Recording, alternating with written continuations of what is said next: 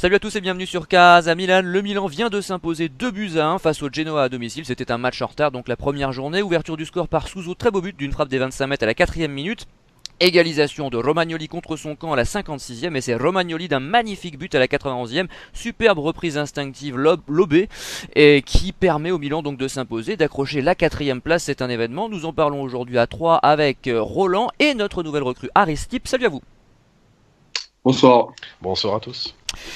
Alors Roland, on est passé par peu de hauts et beaucoup de bas pendant ce match, on va dire les choses, c'était plus que poussif avec un milieu de terrain dont on va parler dans quelques instants. Le retour des deux attaquants, mais un Milan bien à la peine face à un Genoa qui nous a posé beaucoup de problèmes. Ouais, alors c'est vrai que une heure avant le match, quand j'ai vu la compo, j'ai eu du mal à en croire à mes yeux. Ce 3-5-2, bon, admettons, mais alors quand j'ai vu l'allure du milieu de terrain avec Laxal, Çalhanoğlu, Kessié et Bakayoko et Souzo, je me suis dit, mais Les attaquants vont avoir beaucoup de ballons. ouais, je me suis dit, mais où est-ce qu'on va aller, quoi? Enfin, la pré-annonce d'une soirée compliquée. Bon, bah, comme tu l'as déjà assez bien résumé, c'est vrai que bon, on a eu la chance d'ouvrir le score assez rapidement, d'avoir l'occasion de mettre un peu le pied sur le ballon. Mais alors, très vite, on est retombé dans le travers, c'est-à-dire qu'on peut mener au score, et très vite, on se met à reculer, à vouloir à tout prix faire de la petite passe derrière, faire tourner le ballon. C'est quelque chose qu'on ne sait pas faire, on n'a pas les joueurs pour le faire. Et on s'est mis en danger à de nombreuses reprises sur ce type de ballon. Et en plus, le Genoa jouait pleinement sa chance, comme ils l'ont fait il y a quelques jours à Turin contre la Juve. Et donc, voilà, ça ressemblait aux autres prestations. C'était compliqué. On avait la chance à la mi-temps d'être devant, parce que c'était vraiment ça. Moi, je ne nous voyais pas arriver à la mi-temps avec un but d'avance. Et alors, la deuxième période, c'était encore plus cataclysmique, que ce soit au niveau des individualités qu'on évoquera après au fil de l'émission, mais c'était abominable. Ça ressemblait pas à grand-chose, pour faire simple. Et puis bah, le Genoa avait ce qu'on n'avait pas, c'est-à-dire l'envie. C'est tout simple, hein, mais en termes d'envie, on s'est fait littéralement bouffer. Et puis bon, après, faut dire que le Genoa a certes eu quelques occasions, mais le but du Genoa, c'est un gag grotesque de A à Z. On remerciera Bakayoko pour sa passe en retrait. Ouais, mais c'est un concours de circonstances entre Bakayoko qui fait un match bon, bah, qu'on évoquera sans doute après, mais cette passe en retrait, le joueur du Genoa qui centre et qui en fait ça rebondit sur Romagnoli, ça part très haut dans le ciel avec quasiment pas d'angle et ça retombe dans le but.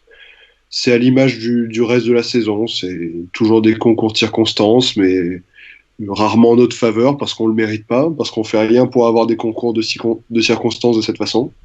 Et puis bon, bah après, c'est tout autant gag que le but de la victoire, entre guillemets, parce que on a eu plein d'occasions. On s'est réveillé à partir de la 60e, à partir du but. Et le but de Romagnoli, ça m'a fait un peu penser à certaines actions d'Ibrahimovic par le passé. Mais c'est encore un coup de chance. Il y a on n'a eu aucune action construite dangereuse. Voilà, comme Moi, d'habitude. ça m'a rappelé un but de Roberto Baggio, mon idole absolue, contre la Roma avec l'Inter au début des années 2000, enfin 99-2000 me semble-t-il. C'est assez facile à trouver sur YouTube. But réflexe et très très beau geste technique. Beau destin d'ailleurs du capitaine. Alors on parle, hein, Aristide, de ce match poussif du Milan, bien sûr. Cela dit, il y a eu quand même beaucoup d'occasions côté milanais et un grand gardien en face. Oui, Radu a fait un match assez extraordinaire jusqu'à son dernier ballon qui amène le but de Romagnoli. Pour ma part, j'ai trouvé le Milan assez en place défensivement dans les 20-30 premières minutes. Donc c'est vrai que, comme le dit Roland, le but de Suso nous a facilité la tâche à la 4e. J'ai pas trop compris pourquoi on avait commencé à reculer à partir de la 30e minute où effectivement le bloc défendait très très bas.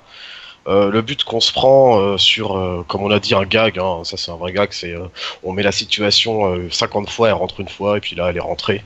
Ce but-là, on pouvait que l'attendre quand on voit. Alors j'ai pas envie de tirer à boulet rouge sur Bakayoko, parce que quand je vois la position de nos défenseurs et surtout de nos 5 milieux, parce qu'on était encore à 5 milieux en 3-5-2 C'est vrai. juste avant, juste pour ce but, ils sont vraiment très très bas. Donc la passe en rentrée de Bakayoko qui a rebondi, je crois, sur Rodriguez. Enfin bon, je veux dire, c'était assez compliqué à gérer avec un milieu aussi bas. Et ensuite, voilà, On gagne au forceps, on gagne avec la grinta, comme on a fait avec la Sampdoria. Ça montre que le Milan a du caractère. Je trouve que c'est un point positif, mais bon, c'est toujours une victoire à l'arraché et malheureusement, on prend toujours ce but depuis le début de la saison. Je crois qu'on n'a fait aucun clean sheet. Ça, Donc c'est c'est malheureux, toujours par contre, un but. Ça, c'est vraiment très malheureux, surtout quand on sait en Serie A l'importance de la défense. Donc toujours un but encaissé et puis voilà qui nous met en difficulté, sachant que en plus des buts encaissés, on n'arrive jamais, mais vraiment jamais à se mettre à l'abri avec un deuxième but ou un troisième but. C'est très rare qu'on le fasse. C'est toujours un but d'écart puis on recule et là c'est passé contre une autre équipe, ça passera peut-être pas. On l'avait fait contre le Napoli, si je me souviens bien, on mène 2-0. Mais depuis, je crois on n'a jamais su prendre nos distances, quoi. Je crois qu'on l'a fait avec le Chievo Vérone, où on a gagné 3-1 de mémoire. Oui, ouais, puis l'Olympiakos, mais enfin, c'est des épiphénomènes à chaque fois. C'est ça. C'est ça. Vous avez une bonne mémoire parce que tous ces matchs sont aussi insipides les uns que les autres pour moi, donc j'ai énormément mal à retenir ce qu'on a fait tel jour. Je vous félicite messieurs, je rappelle juste les occasions rapidement, parce qu'il y en avait quand même quelques-unes côté Milan. On a une frappe de Cutrone à la 9ème sur le gardien, on a ensuite une frappe de Caissier dans le petit filet sur un beau service de Suso à la 18ème. On a également, ensuite non, c'est plus les occasions du Genoa en première mi-temps. Deuxième mi-temps, en revanche, beaucoup d'occasions. Frappe d'Higuaín à la 47ème, qui est sortie de justesse par Radu, très belle occasion. 64ème, toujours frappe d'Higuaín sortie par Radu. 69ème, frappe de Caissier sortie par Radu. Reprise de Çalhanoğlu à côté à la 72ème. Frappe enveloppée de Suso sortie par Radu à la 81ème. Bon, il y a quand même eu pas mal de situations chaudes. Il y a un bon gardien en face, mais c'est vrai qu'on n'arrive pas, à se rendre la situation, à se rendre le match facile. On est quand même à domicile face à une équipe certes qui a mis la Juve en difficulté, mais enfin c'est pas non plus des foudres de guerre, on le saurait. Et alors le bloc était bas, mais alors si on regarde bien le milieu, il n'y avait pas beaucoup de joueurs capables de mettre le pied sur le ballon. On critique beaucoup notre milieu de terrain, Biglia, Bonaventura, Caissier depuis le début de saison, mais on s'aperçoit quand même que quand un ou deux des titulaires sont absents, c'est encore pire, Roland. Oui, mais c'est là qu'on se rend compte de l'importance de Biglia en l'occurrence.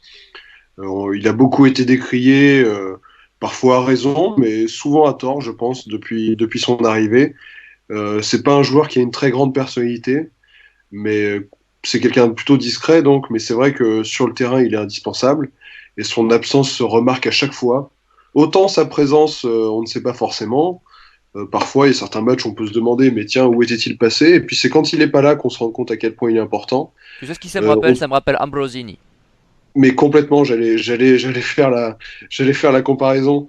C'est quand il est pas là, en fait, on n'a pas notre plaque tournante, on n'a pas de quoi orienter le jeu.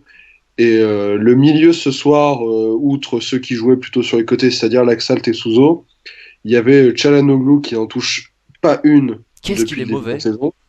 Il est affreux, il est affreux depuis le début de la saison. Et à côté de ça, à côté de lui, qui est sans doute le joueur à avoir le plus de ballons, parce que des fois on voit quand même qu'il a des attitudes de mec qui sait se servir de ses pieds. Et à côté de ça, ce soir, c'était Caissier et Bakayoko, et je pense qu'on a déjà fait suffisamment le tour de leur performance ces derniers temps. Mais c'était d'une tristesse abyssale, et on gagne avec un 11 comme ça. Je pense que ça relève du miracle. Et j'ai vraiment hâte que Biglia revienne, et même un Bonaventura qui n'est pas très en vue dans ce début de saison. Oh, ça dépend des matchs. Oui, ça dépend, voilà. Mais je le trouve pas exceptionnel, mais même lui ce soir, ça aurait changé, je pense, certaines choses. Alors Aristide, la solution miracle c'est quoi? Le retour des titulaires ou du recrutement ou une nouvelle tactique? Quelle est ton hypothèse pour améliorer les choses? C'est dur, je sais que c'est une équation à 4 inconnus. Vous avez 4 heures. Ah, complètement. C'est effectivement, il y a un peu de tout ça. Ce qui me fait le plus peur, c'est que en ce qui concerne les recrutements, je pensais qu'on avait pas mal recruté pour, disons, pallier à tous les titulaires en cas d'absence cette saison avec le recrutement. Je pense à Laxalt, Castillero, etc. Et là, je suis en train de me dire que, Biglia se blesse. Alors, à ce que j'ai vu juste avant, juste pour l'échauffement, et on change de système au dernier moment. Parce qu'à la base, on devait évoluer en 4-4-2. Et Gattuso du coup nous sort à la fin en 3-5-2 suite à la blessure de Biglia. Donc ce qui veut dire par là que si Biglia se blesse, on change de système de jeu, je trouve ça un peu limite. Alors après, je peux comprendre Gattuso qui se dit effectivement si on joue en 4-4-2, ça fait que les deux du milieu sont Kessié et Bakayoko. Je peux comprendre au niveau de la relance ça fasse peur, mais disons qu'on change un système de jeu pour un seul joueur qui est Biglia, qui est bon le joueur qu'on connaît, qui est effectivement pas un foudre de guerre, mais qui est pas un peintre non plus, ça fait un peu peur. On remarquera que Montolivo est totalement hors du coup. Hein. Ah, Montolivo, je pense que ouais. Il s'entraîne avec le groupe d'ailleurs. Moi, je l'ai jamais vu. Je l'ai jamais vu. Mais Roland, tu sais pas s'il s'entraîne avec le groupe?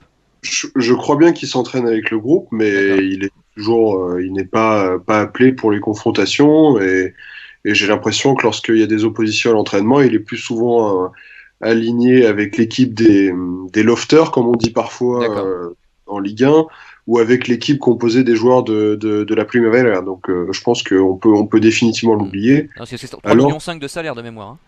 Oui, c'est quelque chose comme ça. Alors que je l'ai très souvent critiqué par le passé.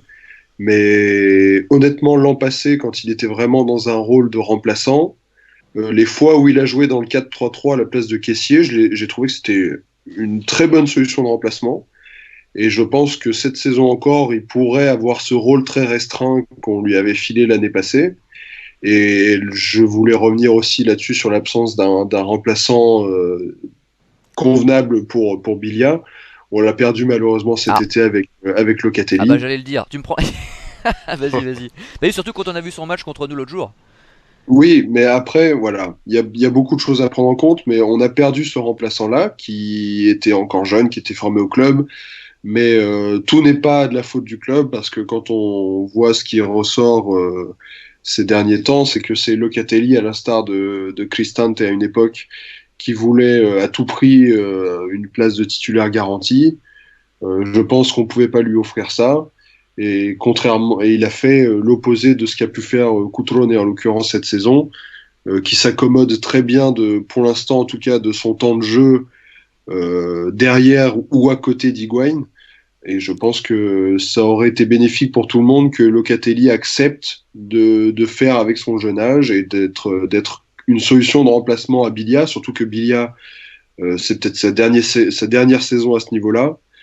Voilà, mais bon, après, on avait aussi, outre la volonté du joueur, il y avait aussi l'aspect financier, parce que le transfert de Locatelli a rapporté un peu de sous. Mais c'est vrai qu'après, parler de sous, quand on met 5 millions pour avoir le prêt de Bakayoko, c'est pas forcément un argument recevable. Voilà. Non, puis 13 millions Locatelli. Ouais, alors moi je vais pas relancer un débat sur Locatelli, mais je rappelle qu'il a joué 3 matchs l'an passé et que je comprends l'envie de partir dans ces cas-là. C'est-à-dire qu'on faisait passer devant lui un Montolivo vieillissant, Biglia qui était pas toujours terrible, même si effectivement quand il est pas là on le remarque. Je trouve que le traitement réservé à Locatelli était honteux et je peux comprendre que l'acharnement contre un joueur comme ça pousse le joueur à partir. Et il faudrait pas faire la même chose avec Bellanova, on a quand même, excusez-moi, on n'en parle pas souvent. Je sais que Tom en parle régulièrement. Moi, j'aimerais mettre ça sur la table aussi. On pourrait parler de Pizzari aussi, ça je l'ai fait récemment. Mais je rappelle qu'on a un titulaire vice-champion d'Europe U19 qui joue en Primavera, qui pourrait parfaitement tenir le côté droit et qu'on va chercher Abate, qu'on va chercher Calabria quand il joue, qui est pas extraordinaire. En l'absence de Conti, franchement, le titulaire devrait être Bellanova, il est même pas remplaçant. Ça, c'est scandaleux. Et c'est comme ça qu'on grille nos jokers et qu'on grille nos jeunes et qu'on leur donne envie de partir aussi. Complètement, parce qu'en plus le côté droit, on a du monde. Hein. On a 3 latéraux droits dans l'effectif professionnel. Je pense qu'il y a un départ qui a été raté cet été, c'est celui d'Abate et qui a été évoqué pendant quelques temps, mais je pense que le club l'envisageait, mais finalement ça s'est pas fait. Et derrière, c'est Bellanova qui le paye. Et en plus, Gattuso ne m'a pas vraiment donné l'impression d'être quelqu'un qui a envie de donner sa chance aux jeunes. Mais enfin bon, bref, j'espère que à l'occasion, un match perdu contre une équipe luxembourgeoise, toute ressemblance avec le groupe d'Europa League cette saison serait fortuite. Ouais. Ça pourrait être l'occasion de le lancer parce que il a déjà montré quelque chose, que ce soit avec l'U19 ou avec la Primavera. Avec l'U19, c'était le meilleur. Hein.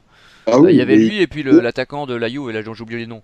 Moïse Kid. Voilà. Et il a fini, si je me souviens bien, Bellanova a fini dans l'équipe type de la compétition avec Plizzari, donc ce n'est pas un hasard. Eh ben, les deux ne jouent pas. Voilà, les deux ne jouent pas et Prizzari, je crois, ne joue même pas en Primavera. Enfin, pardon, je digresse, hein, mais enfin, on voit ce que le Milan est en train de faire. On nous parlait d'un projet avec les jeunes et finalement ils ne sortent pas. C'est quand même bien malheureux. Aristipe, ton avis sur ces questions-là, peut-être avant qu'on passe au top, du coup, il y a quand même mieux à faire avec cet effectif, avec ce qu'on a en Primavera. Et regarde, on aligne quand même au milieu de terrain des mecs comme Bakayoko ou Kessié, bon, qui lui est titulaire. On essaye de faire des compositions bancales, etc. Alors qu'on a des mecs poste pour poste qui peuvent jouer à droite et remplacer parfaitement Conti ou Calabria. Pourquoi on le fait pas? C'est vrai que c'est compliqué de répondre à cette question.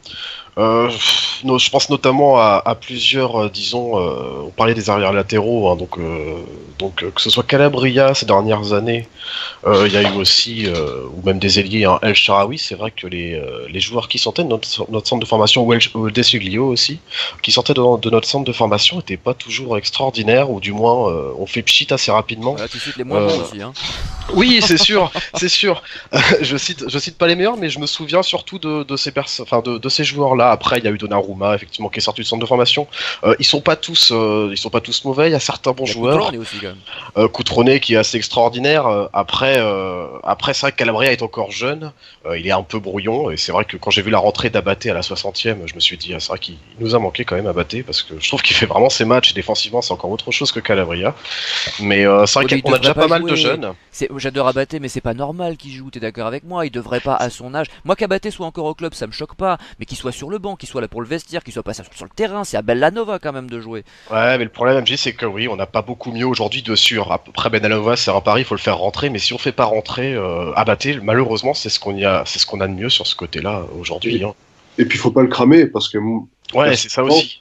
Un mec comme Bellanova, le lancer sur un match comme ça, à la fin, quand il faut remonter, c'est le meilleur moyen pour qu'il se trouve, et que derrière, toute la presse ou même les supporters lui tombent sur le dos en disant ouais, encore un jeune Italien qu'on a vu trop beau, et qui est pas au niveau de ce Milan-là. Non mais Roland, ce que je veux dire, c'est qu'il aurait fallu le faire rentrer petit à petit depuis le début de saison. C'est pas le titulariser sur ce match sans l'avoir fait jouer avant. Ce que je veux dire par là, c'est que c'est scandaleux le traitement qu'on lui inflige depuis août. Tu comprends? C'est ça le problème. Bien sûr. Oui, mais je pense que ça va avec le reste de l'équipe, c'est-à-dire que le Milan, depuis le début de saison, comme on disait tout à l'heure, hein, mène que d'un but à 0 ou fait un match nul ou doit remonter. C'est assez compliqué de lancer un jeune de 18-19 ans. Il a une qualité extraordinaire, Bellanova. Oui, c'est vrai, mais comme on disait, c'est assez compliqué de faire rentrer un jeune avec cette pression-là quand il y a un partout, quand c'est très tendu comme ça. C'est beaucoup plus facile, tu seras d'accord avec moi, de faire rentrer par exemple la Juventus qui mène 2-3-0 face au Sassuolo, de faire rentrer un jeune à 70e, alors que nous, on a un changement à faire en attaque parce qu'on doit remonter ou autre. C'est compliqué, surtout quand le public commence à siffler, quand Gattuso commence à s'énerver. C'est vrai que l'ambiance pour faire rentrer un jeune de Primavera de 18-19 ans, c'est pas la meilleure dans ce Milan-là, je dirais. Ça peut être un frein parmi d'autres explications, mais ça peut aussi être un frein à faire monter ces jeunes-là. Hein. Bon, et ben on va passer au top. En tout cas, Roland, as-tu réussi à trouver 3 joueurs? Alors, assez compliqué pour ma part. En troisième place, sans grande conviction, je vais mettre Rodriguez, qui, à l'instar des derniers matchs, ou depuis globalement le début de sa saison, est à un niveau très intéressant, toujours très propre, toujours dans sa discrétion comme il fait de manière continue depuis 1 an et demi. Très discret mais utile et je l'ai trouvé vraiment une nouvelle fois intéressant, notamment dans sa capacité à changer l'orientation du jeu, je veux dire en changeant d'aile. Il a envoyé à plusieurs fois des transversales très bien dosées et toujours dans le bon tempo sur le côté droit. Donc voilà, je le mets en troisième place, mais c'est pas non plus la folie, quoi, pour faire simple.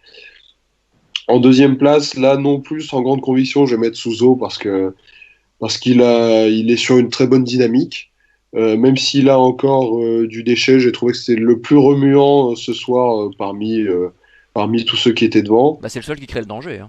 Voilà. Bah, d'ailleurs, sa première occasion, c'est son but. Donc c'est pas un hasard. Après voilà, on sait qu'il est capable de faire régulièrement des exploits personnels. Mais on peut pas toujours compter sur ça parce que voilà, il y a des équipes en face qui sont pas complètement naïves et qui savent qu'il faut défendre sur lui. Et une fois que lui est bloqué, bah, on ne sait pas quoi faire. Donc lui, il essaye, il tente, il fait toujours son même tir, il tente des passes qui passent plus. Donc c'est compliqué, il va falloir trouver quelque chose parce qu'on ne peut pas reposer notre animation sur un exploit de Souzo, voilà, comme il fait assez régulièrement. Mais ce soir encore, outre son exploit de début de match, voilà, je l'ai trouvé juste, je l'ai trouvé remuant, j'ai trouvé que c'était, voilà, comme tu disais, le seul qui apporte un peu de danger. Après, oui, c'est vrai qu'il y a eu quelques occasions intéressantes avec Coutron et notamment sur une frappe sympathique à la 10e minute. Mais voilà, pour moi, deuxième place, Sousso. Et première place, bah, ce sera Romagnoli, capitaine évidemment. Au-delà de son but, il avait très mal commencé parce qu'au bout de quelques secondes de jeu, il avait récupéré un ballon. Il fait une passe en retrait sans lever la tête et il s'avère que sur la trajectoire, il y avait un joueur du Genoa. Alors je me suis dit, bon, ça commence bien. Mais après, je l'ai retrouvé très vite en confiance, toujours très propre, à défendre debout. Alors, ce sera certainement pas son meilleur match au Milan, mais voilà, il avait un peu de mal fin août, début septembre. Là, ça fait quelques semaines qu'on a retrouvé un Romagnoli très serein, et on va avoir besoin de lui parce que, en même temps, Musacchio, à l'inverse, a commencé à décliner alors qu'il avait fait un bon début de saison.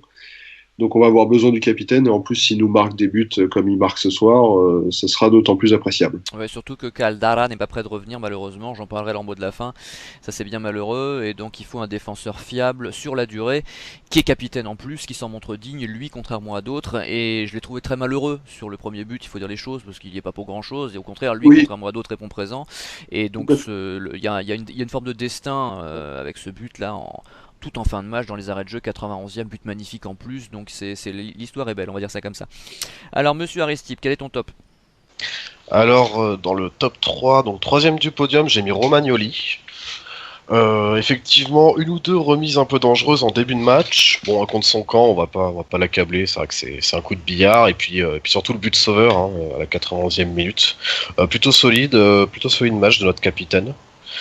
Numéro 2, j'ai mis Rodriguez, que j'ai trouvé très intéressant sur ce match-là, comme disait Roland, dans la lignée de ses précédents matchs, hein, et puis même de ce début de saison. De belles transversales, une passe clé à la 17e minute qui amène une transversale sur Souzo qui décale caissier, et puis après, bon, ça finit, on sait, avec Franck Yannick, ça finit dehors. Un beau tir à la 60e au moment où Milan ne jouait plus. Il n'y avait plus d'appel et Rodriguez qui tire, donc le tir est arrêté ou est à côté, je ne sais plus, mais au moins je me suis dit voilà, quelqu'un qui a l'audace, qui essaie de bouger l'équipe et qui essaye de tirer de loin, ça faisait plaisir. 85e minute, il gueule un peu sur l'équipe, il harangue un peu l'équipe qui dormait un petit peu et j'ai trouvé que je crois que c'était l'une des premières fois que je le vois faire ça, donc j'ai trouvé ça plutôt intéressant. Tout à fait. Donc ça je l'ai noté, c'était c'est intéressant. Ouais, c'est plutôt rare venant de la part de Rodriguez, donc je trouvais ça plutôt appréciable que quelqu'un harangue un peu l'équipe, en plus de Romagnoli. Donc voilà, deuxième place pour Rodriguez mérité sur ce match. Et enfin le premier, Souzo. Souzo qui pour moi était le meilleur joueur du match côté milanais. Très peu de déchets techniques, hein, on n'est pas tout le temps habitué à ce qu'il fasse très peu de déchets techniques. Alors MJ, comme tu disais avec Poli il y a quelques années, je me rappelle avec Souzo il se passe toujours quelque chose. Avec Poli, excuse-moi, avec Poli oui il se passe toujours quelque chose, mais Souzo c'est vrai qu'il se passe aussi tout le temps quelque chose, du bon comme du moins bon, mais je trouve que ces derniers moments c'est beaucoup de bon. J'ai vu une stat intéressante. Ah oui. Un ancien auditeur assidu. Ah, complètement. On a rigolé avec Poli, faut dire. Mais cela dit, quand je vois, on rigole avec Poli, mais quand je vois le match de Bakayoko ou le match de Caissier, je me dis que Poli ferait pas tâche dans ce milieu de terrain. Ça c'est sûr. Oh, il ferait pas tâche. Je sais même pas où il joue aujourd'hui, Poli, à Bologne. Non, Bologne. Bologne toujours, ouais. Bologne, c'est ça. Donc ouais, Souzo, très bon match, un but qui le met en soliste, hein, tout seul, une super passe pour Caissier, justement à la 17e, 2-3 belles passes, des centres qui arrivent toujours très bien, j'ai noté 5, 6, 7 centres, du droit, du gauche, ça fait plaisir parce qu'on avait l'habitude qu'il centre que du pied gauche, enfin il centre du pied droit et je trouve qu'il est pas maladroit, donc les dribbles réussis, Souzo première place. Parfait, alors j'ai le même top que Roland, donc on passe immédiatement au flop, tout a été dit. Roland, c'est à toi. Alors, j'ai plus de mal d'un coup pour départager les flops. Alors, Pour la troisième place, c'était déjà compliqué de départager, mais je vais mettre Laxalt, qui m'a particulièrement énervé et qui m'a rappelé pourquoi l'apogée de sa carrière, c'était d'avoir joué au Genoa. J'étais déjà assez, comment dire, sceptique avec sa venue, et c'est vrai que c'est un joueur très combatif. On parlait de Poli avant, aucun doute là-dessus, mais qu'est-ce que c'est limité quand même. Alors il court beaucoup, il saute beaucoup, enfin, mais je sais pas combien de passes il peut rater, je sais pas combien de mauvais choix il a fait ce soir, mais j'ai trouvé ça insupportable. Il a toujours l'air surpris de tout ce qui se passe. Il a le ballon dans les pieds, il a l'air surpris, il lève la tête, oh bah merde, il y a trois mecs devant, il s'est enfermé au point de corner, bah voilà, on perd la balle. Enfin, ce soir, je l'ai trouvé vraiment. Enfin voilà, j'ai revu le joueur du Genoa, généreux, mais voilà, qui était bien pour une équipe qui, en temps normal, lutte pour le maintien. Voilà. Et limité, quoi. Ouais, tout à fait. Deuxième place, je vais être partagé. Je vais quand même mettre Çalhanoğlu en deuxième. Transparent, voilà. MJ, lors de la dernière émission, je te parlais de ma petite feuille avec les plus et les moins, tu sais, avec la composition. Ouais, j'ai bonne mémoire, ouais. Bah, à nouveau, là, j'ai presque rien à son sujet. J'ai en fait les rares choses que j'ai, c'est des moins, mais vraiment pas beaucoup par rapport au reste, mais c'est juste qu'on l'a pas vu. Et il est dans la lignée de son début de saison et de son début de saison de l'année passée. Assez emprunté, pas dans le bon tempo, mauvais choix sur mauvais choix. Alors qu'on sent quand même qu'il a un peu de ballon, mais voilà, je sais pas ce qu'il a. Et de toute façon, si j'ai bien compris, avec le 4-4-2 qui devait être aligné normalement pour ce match-là avec Bilia, on n'aurait jamais dû le voir. Çalhanoğlu, bon, il s'avère qu'avec les événements, il s'est retrouvé titulaire, mais bon, son passage sur le banc le week-end dernier n'a pas arrangé les choses, donc je pense qu'il faudra qu'il y retourne très vite en espérant que Bilia revienne tout aussi vite. Et alors, première place, alors c'est compliqué, hein. C'est compliqué, mais je pense que pour l'ensemble de son œuvre, je vais voter pour Bakayoko. Oh. À la grande surprise, parce que voilà, je vais quand même atténuer mon jugement. Le premier quart d'heure, j'ai été assez surpris positivement Ah oui, par ce qu'il faisait. oui, totalement. Oui, il a fait un bon début de match. Voilà, je le voyais récupérer des ballons, faire une passe correcte. Mais alors, après la 15e minute, ça a été en déclinant. Et il est passé d'un des bons joueurs de l'équipe à, franchement, pour moi, le plus mauvais de la soirée. Enfin, je suis effaré par son niveau, par tout est à contretemps. Les choses simples ne sont pas maîtrisées et ça fait écho à ce que peut dire Gattuso en conférence de presse quand il dit, parce qu'il dit quasiment texto que le joueur est limité techniquement et tactiquement, qu'il peut pas lui apprendre à contrôler un ballon. Enfin, c'est ce genre de choses que Gattuso dit lui en conférence de presse. Et sa deuxième période, c'est un festival, quoi. C'est un mélange de Kutska, Muntari, Essien, Poli. Ah, c'est une bonne compilation, ouais. C'est incroyable. Ça a été incroyable. Et petite mention toujours particulière à Kessié, qui était latéral plutôt en phase défensive. Je sais pas si vous avez vu, on était plus trop en 3-5-2, on était plutôt en 4-4-2. 4-2 avec Kessie latéral droit, je crois. Ouais, ça aussi, ouais. Et j'ai trouvé que c'était bien qu'il soit latéral droit parce qu'on le voyait moins justement et on le voyait plus de conneries. Mais j'ai quelques actions en tête que je tiens à souligner quand même, notamment à la 63e, où il y a un très beau contre qui l'emmène, avec Çalhanoğlu qui est décalé tout seul à gauche, Ah oui. et Kessié garde le ballon, et se décide à faire la passe. Bon, Çalhanoğlu est hors jeu, peut-être que Çalhanoğlu a mal joué aussi, mais c'est assez récurrent les mauvais choix en contre depuis le début de la saison côté Milan, pas forcément Kessié, hein, mais les contres sont toujours très mal gérés. Et puis il y a une frappe aussi à la 77e. Bon, avant ça, il a une belle reprise à la 65e qui est bien sortie par Radu, mais qui est assez centrale. Et une frappe à la 77e où il est dans la surface ou juste à la limite, je sais plus. Et il l'envoie, je sais pas, à 20 mètres de la cage. D'ailleurs, il a failli assassiner Higuaín sur cette frappe. Ah Et oui, oui, oui, j'ai oui. Higuaín se j'ai blesse, ouais. j'ai cru voir la fameuse frappe de Mbaye Niang il y a quelque temps, qui arrive côté droit et qui lance une reprise qui finit en touche. Voilà, j'ai cru qu'on était revenu à cette sombre période de notre histoire. Mais voilà, à nouveau, enfin, les deux, Franck Kessié et Thiemo Bakayoko alignés ensemble, c'est toujours un grand moment. Voilà. Eh bien, Aristip, allez, on va voir si t'es plus original. Parce que je vais pas être Alors, très éloigné de Roland, encore une fois. je le serai un peu. Alors je mettrai pas Bakayoko dans mes flops parce que je l'ai pas trouvé si mauvais que ça. J'ai trouvé beaucoup de bons, beaucoup de moins bons. Je Ah oui, c'est mettrais, original pour le coup, c'est bien.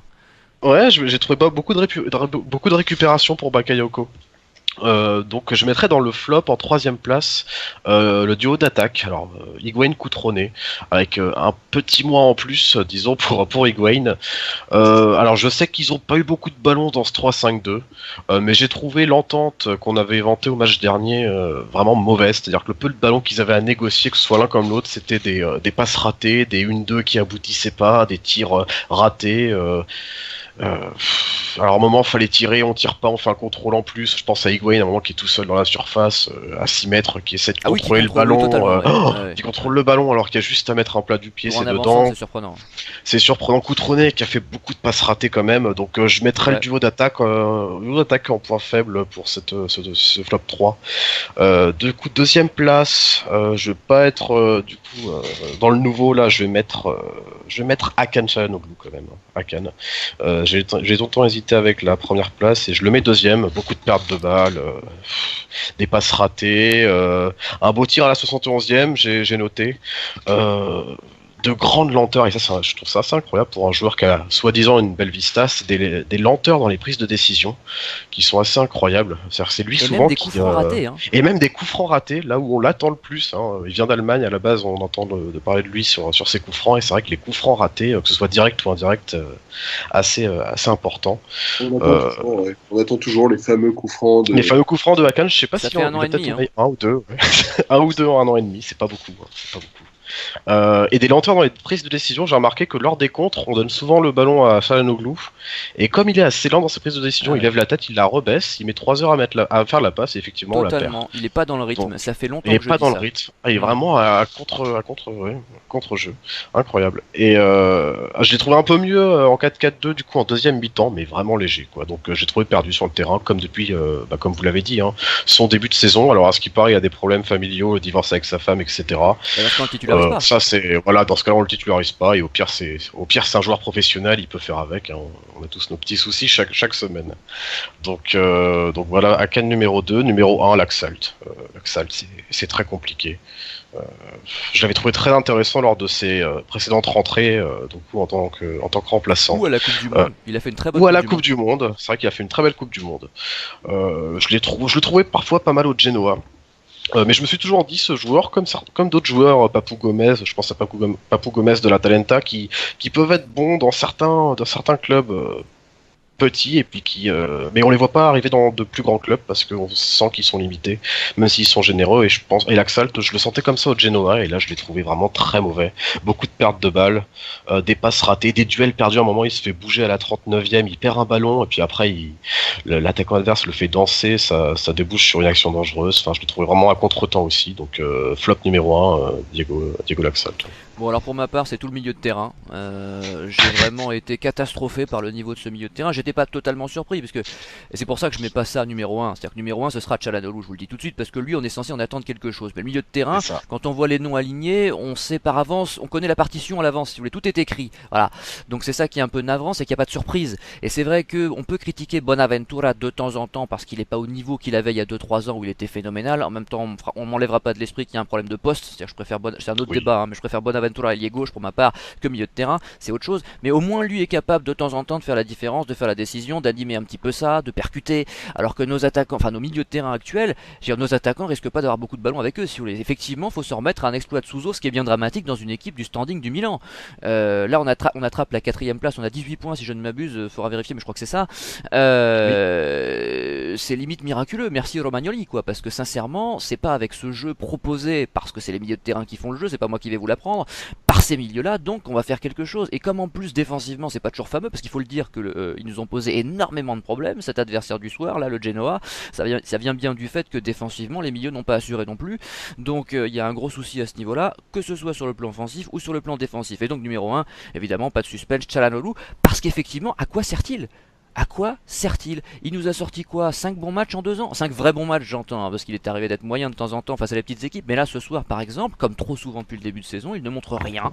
Il est lent, il n'est pas dans le tempo, tu l'as bien dit Aristide, on l'a bien souligné. Il n'y a pas de passe décisive, il n'y a pas de but non plus, les coups francs sont ratés. À quoi sert-il? Bon, donc moi, ça commence à me taper sur le système. Je sais pas si la fameuse recrue brésilienne Paqueta, je sais même pas si c'est un attaquant ou un milieu de terrain d'ailleurs, c'est quoi ce joueur-là? C'est un milieu de terrain plutôt offensif, il peut jouer, disons, MC, MO. D'accord, ok, bon bah c'est censé remplacer Çalhanoğlu si je ne m'abuse. C'est ça, c'est un peu du même poste que Çalhanoğlu ou Bonaventura. Et ça coûte combien d'ailleurs par curiosité? Je crois que c'est 35 millions de mémoire Paqueta. C'est-à-dire que c'est plus cher que Barella en fait. À voir combien on devrait vendu Barella. C'est 35 plus bonus éventuel, donc on n'a pas le montant des bonus, mais après, au rythme auquel va le Milan, si c'est des bonus indexés sur la qualification à la Ligue des Champions, c'est pas prêt de les voir. Hein. On devrait être tranquille. Ouais. Non, parce que là, je suis sidéré quand même. Ouais, Il y a Barella qui est transférable, qui va certainement aller à l'Inter. Et on va recruter un Brésilien. Ok, je vais arrêter là. J'ai vu 3 Italiens titulaires aujourd'hui, ça m'a encore agacé. On passe au mot de la fin. Roland, c'est à toi.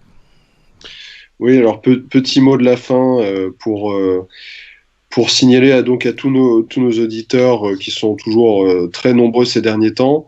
Pour vous signaler que sur acmilanzone.fr, on cherche un ou plusieurs rédacteurs. Voilà, si vous sentez l'âme d'écrivain, si vous voulez, voilà, vous pouvez nous contacter sur Twitter, Facebook ou alors directement sur le site ou passer tout simplement par le forum. Voilà, on cherche des gens donc pour traiter de l'actualité du club, pour faire des articles au quotidien ou alors plutôt dossier. Voilà, l'italien n'est pas forcément, la connaissance de l'italien n'est pas forcément exigée, mais c'est sûr que ça sera quelque chose qui peut faciliter les candidatures et la rédaction des articles. Donc et voilà, Roland, tu peux préciser, la maîtrise de l'orthographe française, c'est pas mal aussi, parce que c'est tellement rare de nos jours sur les forums que si les candidats pouvaient savoir conjuguer un verbe, ce serait pas mal. Bien évidemment, c'est vrai que orthographe, syntaxe, ça rentre évidemment en compte, puisqu'après, voilà, on a beau être un site de passionnés, d'amateurs, on a quand même une audience qui grandit de manière assez régulière et qui fait toujours plaisir à voir. Donc voilà, n'hésitez pas à entrer en contact avec nous si vous sentez l'âme d'un journaliste sportif, voilà. Et ben voilà, le message est passé. Aristide. 2 victoires d'affilée. Ah oui, puis 2 victoires d'affilée quand même. Hein. Champagne. Champagne. Et par contre, non, plus sérieusement, 4ème au championnat, 18 points. Ma question va être depuis quand on n'a pas été 4ème, c'est-à-dire qualifié pour la dernière place de Champions League. Ma question, je me posais cette question. Combien de temps cela va-t-il durer? Mais je pense que ça fait un petit moment, ouais. Ça fait quand même un petit moment. Alors à part la première ou deuxième journée de championnat, il y a peut-être quelques années, mais arriver à 10 ou 11e journée, 4ème, c'est déjà pas mal vu les prestations, disons la qualité globale de l'équipe. Comment? La première saison de Montella, non, en première partie de saison. Je crois qu'on était 5-6 de mémoire, on est arrivé en décembre 6ème. On n'a pas été, enfin peut-être, je sais plus, faudra vérifier. Ouais. Faudra vérifier, mais de mémoire, ça me paraît quand même très loin la 4ème place, donc je suis plutôt content. Alors la manière y est pas, mais bon, pour l'instant le résultat parle pour nous, en espérant que avec le retour des blessés déjà, Bonaventura, Biglia, etc. J'ai vu que Caldara avait pris 3 mois, 3 mois d'infirmerie, le pauvre. Ça c'est malheureux ça. Ça c'est malheureux, décidément la Talenta, ça ne réussit pas trop, parce qu'entre Conti et Caldara, dès qu'il y a quelqu'un, un top joueur qui vient... Tu fais ma transition parce que j'allais en parler. Ah, et ben on n'a pas de chance là-dessus, donc on verra comment ça se situe au niveau du retour des titulaires et surtout le mercato estival avec l'arrivée de Paqueta et peut-être autre qui nous permettra enfin d'avoir un milieu de terrain correct et assurer la Champions. Bah écoute, tu me fais donc ma transition parce que je voulais parler de Conti et Caldara qui sont selon moi l'avenir du football italien. En tout cas, s'ils retrouvent le niveau, au moins le niveau, je pense qu'ils vont progresser, qu'ils avaient dans leur club précédent. Et Cutrone est l'avenir du football italien. Barella qui devrait jouer chez nous est l'avenir du football italien. Bref, il y a de quoi faire. Donc arrêtons d'aligner tous ces étrangers médiocres. Je ne cesserai de le dire. Les joueurs qui étaient sur le terrain, à part quelques-uns ce soir, c'était n'importe quoi. Donc à un moment donné, quand je vois, je le répéterai jamais assez, on a eu cette discussion en off, Aristide, nos U17 et nos U19 vice-champions d'Europe dans leurs catégories respectives, je trouve sidérant, alors que le Milan a un gardien qui s'appelle Plizzari, un arrière-droit qui s'appelle Bellanova, qui a Cutrone titulaire, qui commence à jouer un petit peu et puis qui marque quasiment à chaque fois qu'il joue, sauf ce soir, ou quand il joue ailier gauche, parce que ça c'est encore une trouvaille de gâteau comme ça. Bon, il y a de quoi faire, il y a du matos, on l'a la matière première. Donc allons-y, fonçons, n'hésitons pas, arrêtons de titulariser des mecs qui jouera même pas à Niort, quoi, ça va, faut pas déconner là. Bon bref, on va se quitter, on fera peut-être l'Udinese dimanche soir, en tout cas on fera la Juve et ça c'est sûr dans 10 jours. Je vous souhaite une excellente fin de semaine, bon congé de la Toussaint, à très vite, salut. Ciao, ciao. Ciao, salut.